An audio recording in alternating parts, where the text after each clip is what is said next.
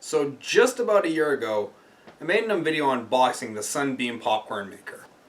And I realized I never did the review on it, but after a year of experience with it, I feel I'm in a better place now to talk about it than I would have if I had only been using it for a week. So let's take a look at the Sunbeam bar top popcorn maker.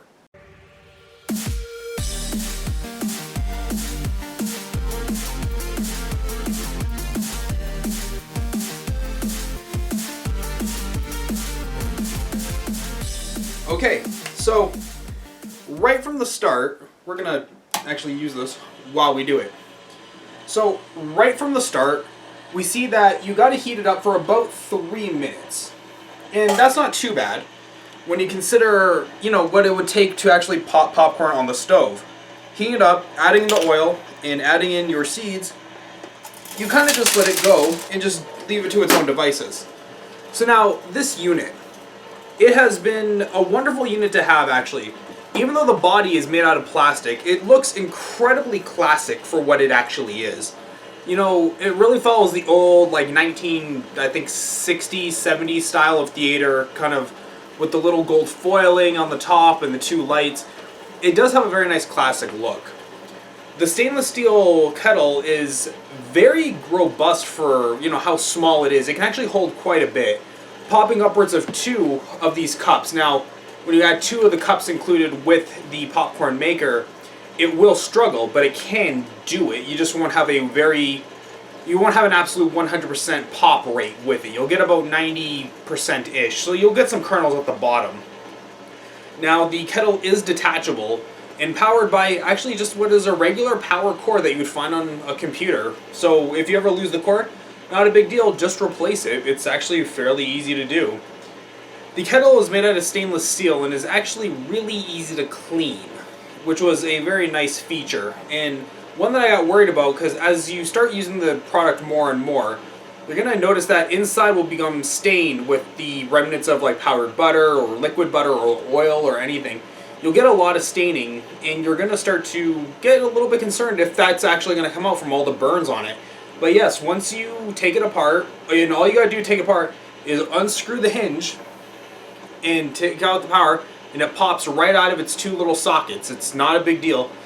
Wash it with warm soap and water, and that's pretty much it then. That's all you gotta do. Use an abrasive sponge, and it'll take all the burn marks right off and it'll look brand new again.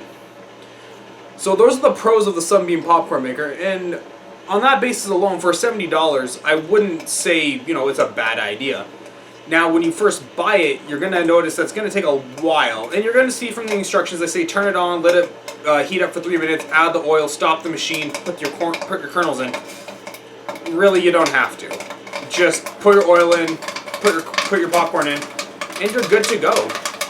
And as you guys can see, it cooks really quick after it gets a little bit of experience on it. When I first started using the product, it took a while. It took about 5-6 minutes, and after it became, more heavily used, it pops in about 2.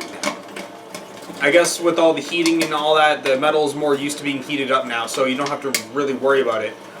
In one little cup of popcorn, or one little scoop that is, one of these, can actually pop a decent amount. There we go. Let's turn that off. Now, I will openly admit, that popped a little bit faster than I thought it would. For this video, that is. But there are some downsides to this model. One is the inside of the red lining. It stains like nothing else, man. If you have powdered butter or salt or anything, it's going to, I guess not really stain is the right word. It's going to more grip. The particles will grip on, and you're going to have to take a very elbow grease heavy hand to it with some soap and water and a sponge and scrub it all out.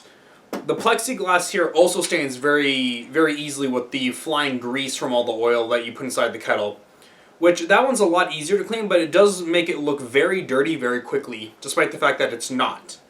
And it gives it that kind of gaudy look when you don't clean it.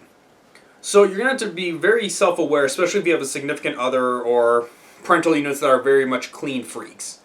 that's going to be something they're going to get on you about. So you're going to want to really kind of make sure you keep an eye on it.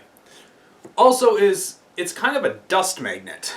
And now everything you're going to in your house is kind of a dust magnet, but with the red coating on the top roof here, it gets pretty dusty. So you're going to want to make sure you keep your maintenance up on it. But all in all though, this is a phenomenal unit. I paid about 70 Canadian dollars for it, which is I think like 13 cents American right now with the exchange rate.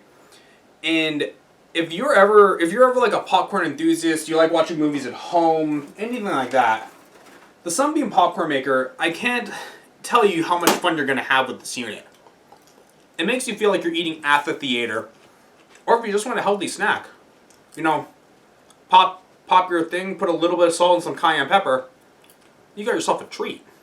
But guys, other than that then, this has been reviewing the Sunbeam popcorn maker. I hope this video helped you. And please, by all means, like, comment, share, and subscribe, like all the other YouTube channels. And yeah, make sure you guys pick yourself up one of these if you ever thought about it. Because I guarantee you, even if you only use it a few times a year, 1 year will pay itself off. I've been Rex, and I will see you next time. Bye guys.